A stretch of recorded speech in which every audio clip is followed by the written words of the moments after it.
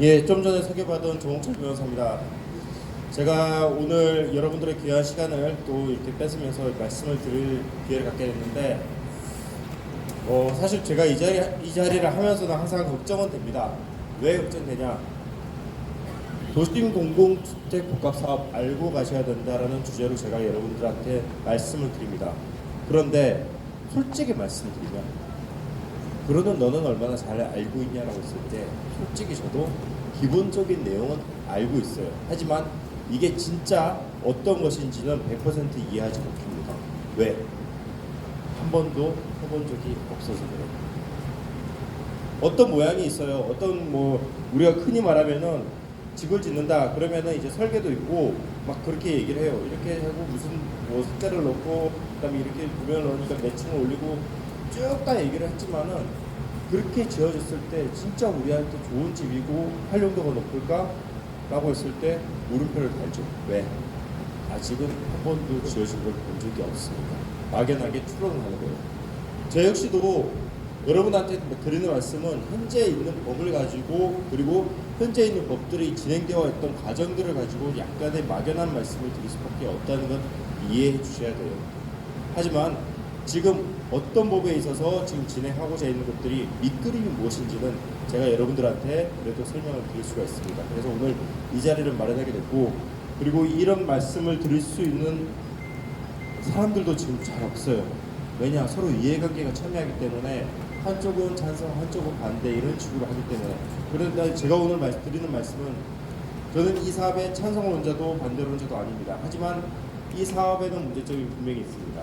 그 문제점에 대해서 말씀을 드려야 될 것이고, 그 다음에 혹시라도 민간에 재개발을 하더라도 문제점은 여전히 존재합니다. 그 부분에 대해서도 여러분들한테 역시나 말씀을 드릴 겁니다. 저는 어떻게 하다 보니까 변호사 타이틀을 달고 변호사 자격이 된 이후에는 토지 보상, 여러분들은 해당 사항이 없어요. 근데 택지 개발 같은 경우는 보면 보상금 증액을 더 받고 나가야 되는, 일단 내가 보상을 강제적으로 당하게 되고, 그래서 내가 보상금을 더 받아야 되는 입장에 몰린 분들이 상당히 많아요.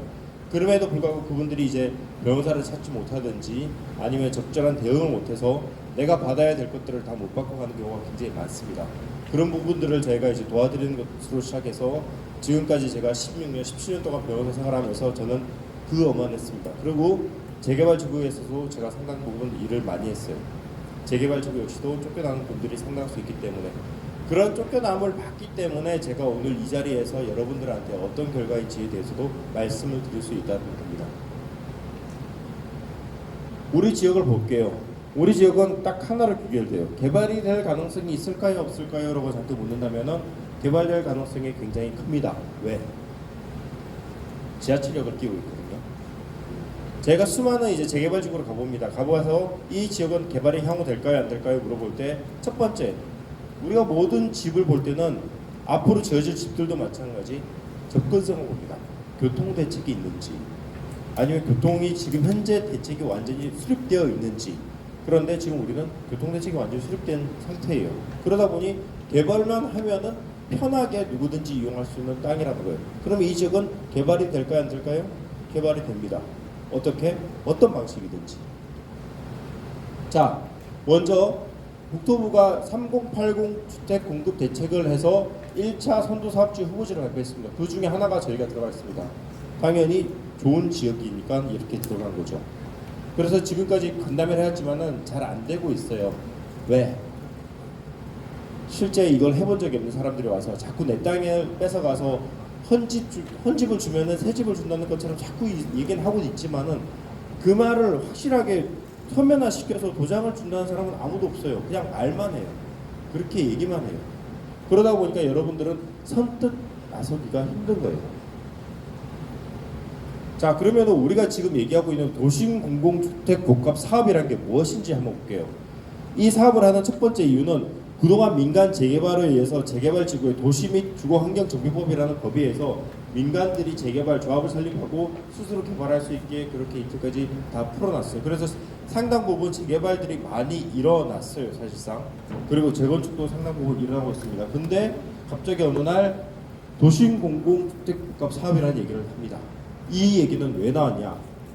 불과 2, 3년 전에 저희는 아파트 가격이 폭등하는 걸 봤어요. 아파트 가격이 폭등할 때 사람들은 무엇을 얘기했냐면 공급을 확대하지 않으면 아파트 값을 절대 못 잡는다라는 얘기를 하기 시작했어요. 그렇다 보면 공급을 늘릴 수 있는 방법은 신도시를 짓는 방법이 하나 있어요. 그래서 3기 신도시를 발표했죠. 그래서 여러분들이 고양, 하남, 부천, 인천, 광명도 지금 신도시 지역에 들어가 있고 신도시를 개발한다고 지금 계속 얘기를 하고 있습니다. 이미 택지 개발을 한다고 해서 다 선포된 상태예요. 그리고 플러스 도심의 재개발을 하려고 하니까 도심 재개발은 실제로 시간이 너무 많이 걸린다. 왜? 첫 번째, 민간 재개발을 하면 조합은 그렇게 전문성이 있는 집단들이 아니기 때문에 실제 계획을 수립하고 주민들의 이해관계를 상충하는 이해관계를 수립하기가 쉽지 않다. 그렇게 되면 시간이 걸린다. 자, 그럼 어떻게 되냐? 민간의 해서 재개발을 공공으로 주도형으로 뺏어서 급격하게 우리가 신도시 개발하듯이 개발하는 방식으로 가보자. 이게 도심 공공주택 복합 사업이라는 겁니다. 자, 그래서 첫 번째는 압도적인 아파트 물량을 단기간에 저렴한 가격으로 공급하겠다. 이게 정부의 입장이었습니다. 개발이 어려운 저이용 노후화된 도심의 역세권 저층 주거지 중고급 단지를 하겠다고 했는데 우리는 노후화된 도심의 역세권에 해당되는 지구가 되겠죠. 그래서 압도적인 물량을 공급할 대상지로 저희를 이제 선택을 일단 하나 해놓은 겁니다. 이렇게 됐을 때 어떤 부분이 좋아지냐? 여러분들한테 좋아진다는 얘기는 제가 말씀드려요. 하지만 사업 시행자한테 좋아지는 건 뭐냐? 용적률이 완화되고 아파트를 고층으로 줄 수 있고 인허가 절차 기간이 단축됩니다. 인허가 절차가 굉장히 깁니다. 실제적으로 잘 안 나옵니다. 그러다 보면 1년, 2년, 3년 이렇게 가는데 만약에 여기에 도심 공공주택 복합 사업을 한다면은 인허가 절차를 극단적으로 짧게 잡아서 최우선적으로 인허가가 날 수 있도록 도와주겠다. 국가가 나서서 지자체가 나서서 도와주겠다라는 얘기를 한 겁니다. 즉 아파트를 공급하기 위해서 단기간에 저렴한 가격으로 압도적인 물량. 자, 이렇게 해서 압도적인 아파트 물량을 단기간에 공공의 저렴한 가격으로 공급하겠다는 계획을 세웠습니다. 자, 그러면은 도심공공주택 사업을 하는 방식을 한번 볼게요. 사업 주체는 공공의 사업자가 됩니다. 흔히 말하면 우리는 지금 LH공사가 직접적으로 나서고 있습니다. LH공사가 나서고 있고 만약에 재개발하면은 민간 여러분들이 만약에 선정하는 조합장이라든지 조합원이라든지 내가 조합에 가입해서 조합을 결성해서 개발하게 되는 그런 방식이 될 건데 이 두 가지 방식 중에서 일단 저는 도심공공주택 복합 사업에 대해서만 얘기 드리겠습니다. 첫 번째, 도심공공주택 복합 사업을 하면은 이렇게 합니다. 여러분들 땅을 평가를 합니다. 평가를 하는데 그냥은 하지 않습니다. 여러분들의 이익을 대변할 평가사 한 명 선정해 주세요. 왜냐?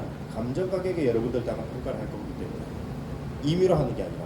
그러면 사업 시행자인 LH에서도 하나 선정하고 지방자치단체에서도 한 명 선정하고 그리고 여러분들도 해서 3명의 감정평가사를 일단 선정을 합니다. 그래서 3명의 감정평가사가 여러분들 땅을 하나하나 평가를 합니다. 그래서 여러분들한테 금액을 통지를 합니다. 여러분들 땅은 이 정도 금액입니다 라고. 자, 그러면 저는 그 금액을 받아요. 그러면 저는 그때부터 이제 무엇을 하냐? 그 돈을 가지고 여러분들은 첫 번째, 내가 아파트를 신청하겠습니다. 내 땅을 만약에 내 재산을 2억에 평가를 했으면은 좋아요. 그러면은 저는 2억에 깔고 그리고 내가 아파트를 신청하는데 당신이 공급하는 아파트가 만약에 5억짜리면은 3억의 분담금을 앞으로 내고 나는 당신이 공급하는 아파트에 들어가겠습니다 라고 해서 2억의 내 땅을 LH공사에게 넘김이라고 사인을 하든지 아니면 나는 2억이란 금액이 너무 작아서 안 되겠어요. 난 적어도 그렇게 5억이란 금액의 아파트를 부담할 능력도 안 되고 그러면은 당신은 보상금을 받고 나가야 돼요 라고 합니다. 그러면은 나는 2억이란 금액이 작으니까 계약은 하지 않지만은 LH공사는 여러분들 땅이 이 사업지에서 필요하기 때문에 강제로 뺏어가는 절차를 진행합니다. 즉 2억을 줬는데도 안 팔겠다고 하면은 강제로 수용하는 수용 절차를 밟아서 다시 평가를 하고 그래서 평가된 금액으로 여러분들에게 강제로 공탁을 하든지 금액을 지급한 다음에 소유권 이전을 해가고 강제 개발을 합니다.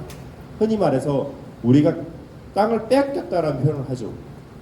도로 사업을 하든지 항만 사업을 하든지 신도시 개발을 하든지 내 땅을 강제로 빼앗기고 떠났다는 얘기하죠. 여러분들한테는 나중에 보상금이 나오면은 나는 아파트를 선택하든지 아니면 땅을 강제로 뺏기고 나가야 되는 둘 중에 하나의 역할만 담당해야 됩니다. 그게 지금 도심 공공주택복합 사업이 얘기하는 부분이에요. 이때 중요한 거는 자 그러면은 나에게 보상금을 좀 잘 주면은 고맙겠죠.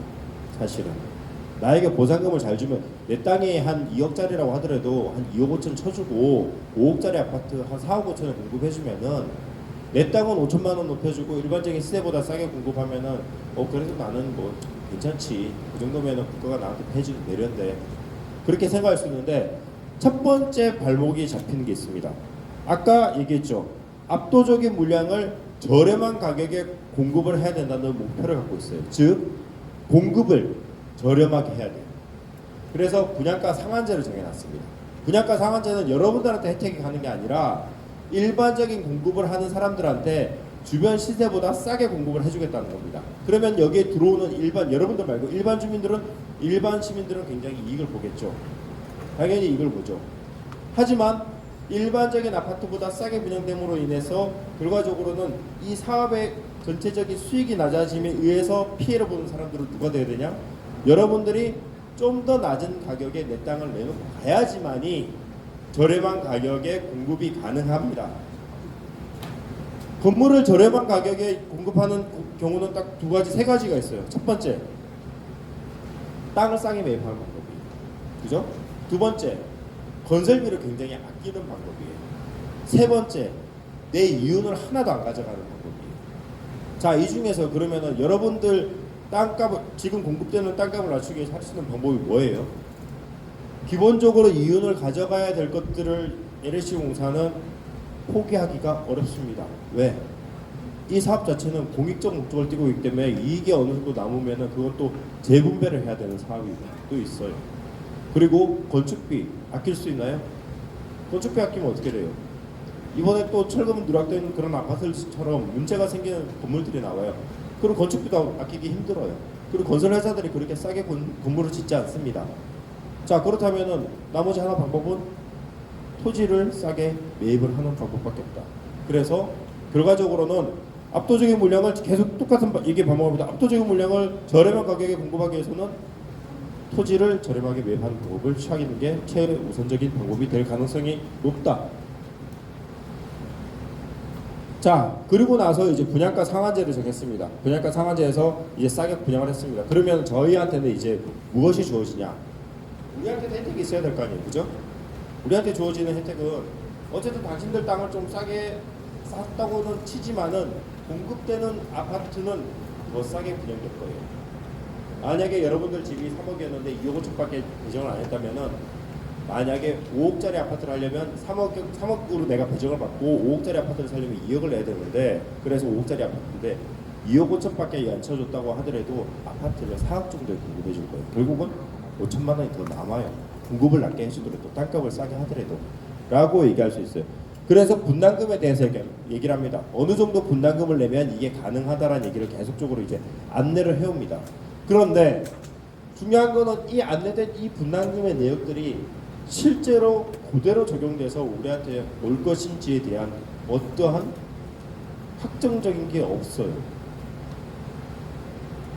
지금 우리한테는 공공주택특별법 시행령으로 현물 보상으로 공급하는 건축물의 가격이 나와 있는 이 법령에 의하면 우리한테 공급되는 주택 가격은 어떻게 정하냐면은 복합지구, 이 지구죠. 복합지구에서 현물 보상으로 공급하는 건축물에 대한 분양 가격을 정하는 경우에는 복합 사업의 총 사업비, 복합 지구 내 토지 및 건축물의 보상금의 총액, 분양 수익금의 추정액 등을 고려해야 된다라고 되어 있어요. 자, 여러분들 땅값은 어떻게 정해진다고요?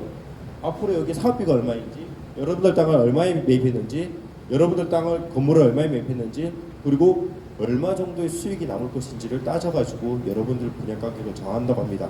자, 이제 여러분들 땅을 여러분들이 공급받을 아파트를 얼마에 분양하는지 정확히 이제 아시겠어요? 아시겠어요? 아시겠어요? 금액을 자, 결론은 말은 있는데 뭔지는 모르겠어요. 그래서 제가 말했잖아요. 근본적으로 보이는 것들은 다 있는데 이게 과연 무엇인지, 그러면 실제 사업비가 절감되고 보상금이 높아지고 수익금은 좋아져서 여러분들은 굉장히 싼 가격에 공급을 받을 것인지에 대해서 가봤으면 제가 감히 이렇게 얘기할 거예요. 괜찮습니다. 가세요. 라고 하지만은 총 사업비, 복합지구의 토지 및 건축물의 보상금 총액, 그냥 수익금을 추정해 아무것도 얼마인지 알 수가 없는데 내 땅은 도대체 내 땅을 가져간 다음에 얼마의 아파트를 공급해 주겠다라고 하는지 모르는 사업을 하자고 하는 거예요. 제가 한 번은 이렇게 얘기해봐요. 저한테 땅을 파세요. 저한테 땅을 파시면 제가 좋은 아파트를 꼭 공급해 드릴게요. 그런데 얼마에 살지는 묻지 마세요. 그리고 얼마에 팔지도 묻지 마세요. 일단 땅을 저한테 준다고 계약을 해주세요. 동의서를 써주세요.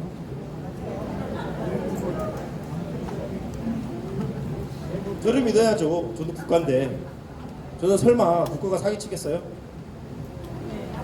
그런데 국가라고 하더라도 손실 보는 일을 하지 않는다고 제가 분명히 말씀드렸어요. 그런데 여러분들한테 동의서를 구합니다. 뭐라고? 여러분들 땅을 잘 쳐주겠다고. 얼마에? 모르겠지. 그리고 여러분들한테 싸게 건물을 공급하겠다고 얘기합니다. 얼마에? 몰라요. 근데 동의서를 써달라고 해요. 내 땅을 넘겨주는 동의서를. 이게 지금 문제인 거예요. 실제로 해보고 진짜 근사치의 데이터가 나오고 모든 리스크를 국가나 공사가 지겠다라고 한다면은 여러분들은 해도 돼요. 만약에 금액이 이미 확정돼서 저런 거 말고 만약에 해서 만약에 사업비가 빵꾸 났어. 그래서 원래는 5억에 공급하려고 했는데 빵꾸 나서 6억에 공급해야 돼요. 하지만 그 빵꾸 난 거는 국가가 책임지겠다 라고 한다면 여러분들 하셔도 돼요. 왜냐하면 내가 이 살 가격이 정해져 있으니까.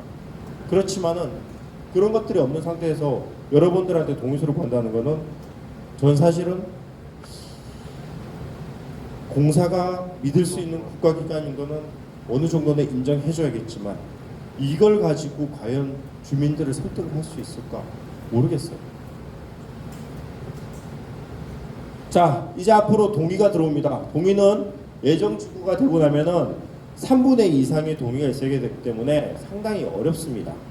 그리고 면적도 지금 가반이 넘어야 되기 때문에 상당히 어려운데 중요한 거는 국공유지와 시유지는 면적에 계산이 되어서 지금 국공유지가 만약에 한 20% 있다면 20% 동의가 벌써 들어간 거예요.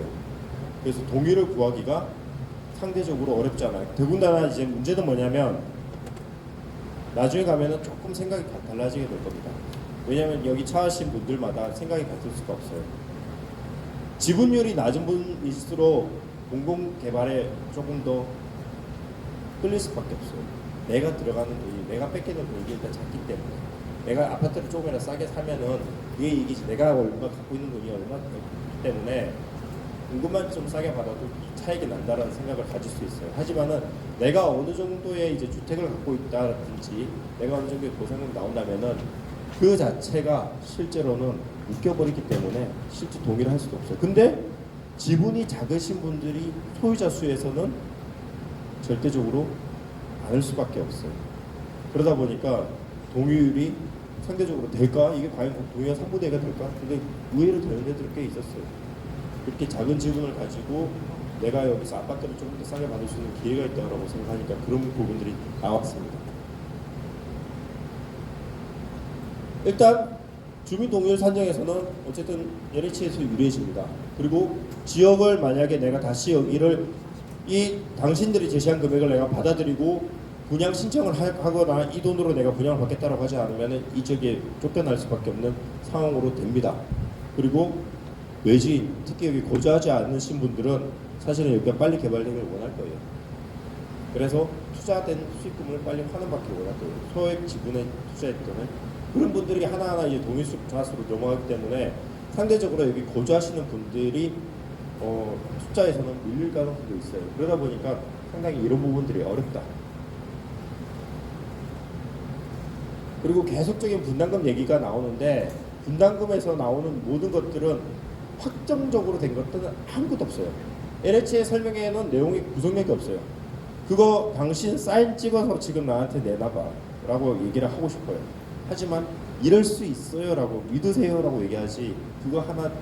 그리고 맨 마지막 항상 나와 있는 게 추정치임. 추정치임 그 얘기가 나와요. 여기 통화된 내용이 있잖아요. 뭐 맞을 수도 있겠지만 안 맞을 수도 있습니다. 그거에 대해서는 구속력이 없어요. 이게 담당자가 하는 얘기예요. 근데 담당자는 이렇게밖에 얘기 못합니다. 어떻게 얘기해요? 자기도 안 해봤는데. 앞으로 어떻게 될 줄 알고. 자, 지금 현재 여러 가지 문제점이 나옵니다. 이익 공유형으로도 얘기하고 뭐 지분 공유형으로도 얘기하고 여러 가지 얘기합니다. 그 얘기는 뭐냐면 당장에 사지 못하더라도 우리가 당신들한테 지분 일부만 갖고 여기서 살아요. 아파트를 살아요. 그러면 나중에 이걸 팔고 그때 이제 이익이 나오면은 서로 나눠 가지고 이런 얘기들을 합니다. 하지만은 주거 형태가 불안정해지면 내가 누구하고 같이 공유하고 있다는 것은 실제적으로 불안정한 주거 형태가 돼요. 팔기도 어렵고요. 내가 뭘 할 수도 없어요. 자, 그렇게 되면은 차라리 내가 평온하게 조금이라도 그 갖고 있는 차라리 전세가 나올 수도 있는 거지. 이게 내 지분 일부를 가지고 얼마만큼 살아야 될지, 그리고 지분에 대해서는 이익이 얼마만큼 될지 모르는 것 가지고 자꾸 나한테 얘기를 한다. 그 다음에 의무 거주 기간까지 하나하나 다 정해져 있다. 그렇게 본다면은 저희한테 주어지는 제약들이 너무 많은 거예요. 이게 도움을 주는데 제약을 이렇게 둬서 너는 함부로 움직이지 못하게 그렇게 막아놨기 때문에 그 부분에 대한 것들도 상당히 신경이 쓰인다 라는 것들을 이제 말씀드리고, 나머지 부분에 대해서는 저희가 이제 간단하게 제가 이게 이 부분에 대해서 유튜브로 찍은 것도 있고요. 그 다음에 여러분들한테 이제 설명드리는 것도 있는데 딱 하나만 아시면 돼요. 이 사업은 두 가지의 맹점을 가지고 있어요. 첫 번째, 개발 이익을 누가 가져가는지에 대한 것들이 하나가 있어요.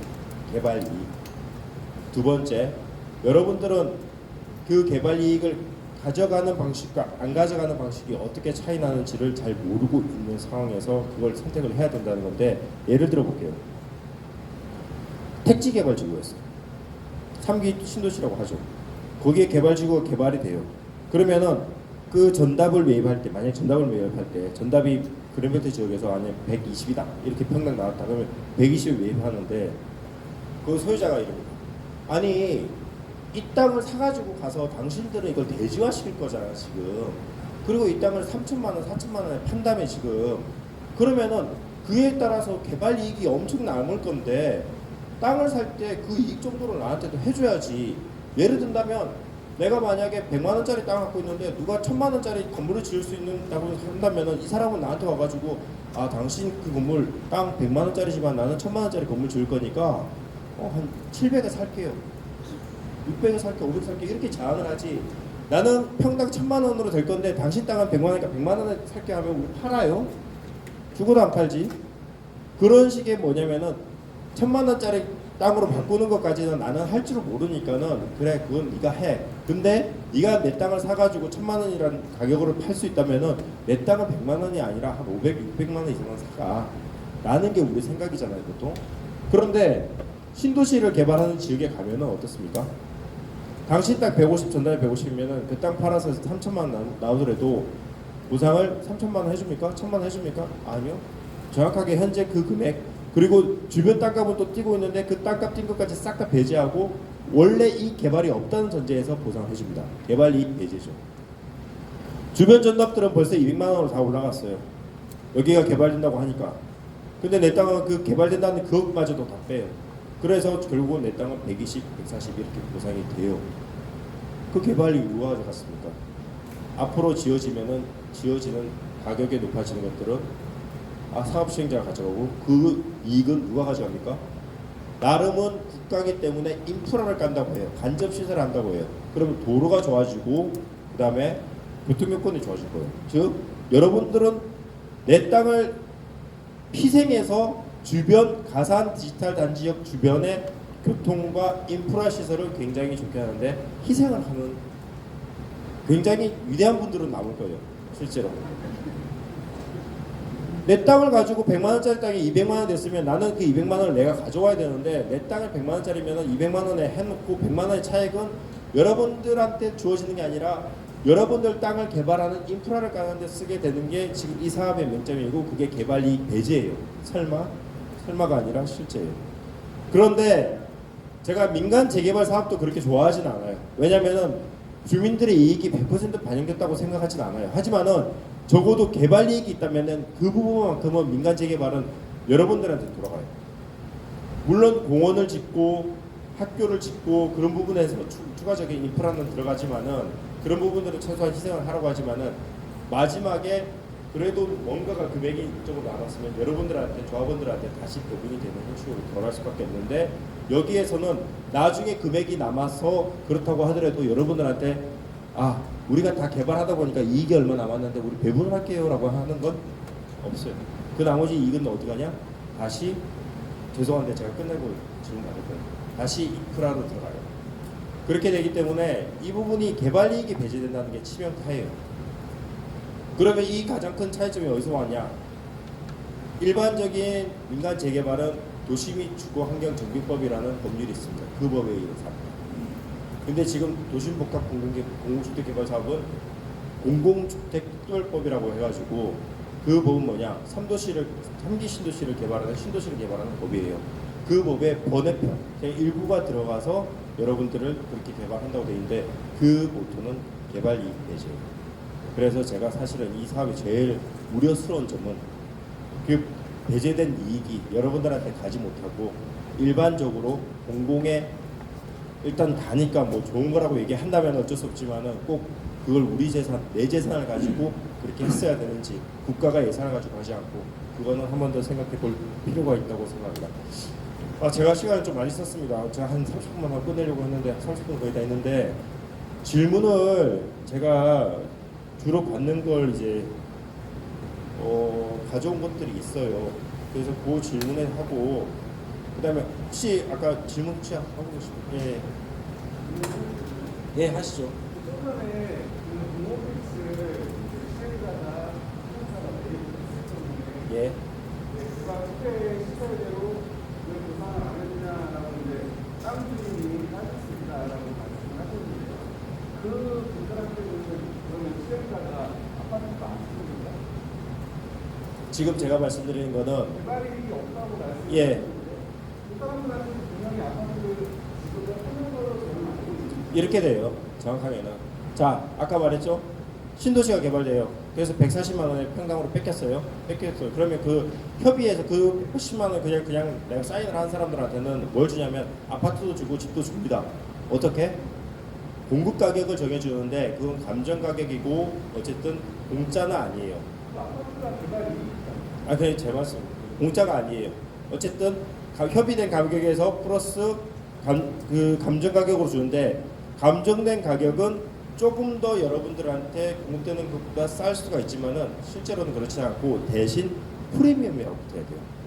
우리가 신이 말하면은 당첨되기가 어렵잖아요, 그죠?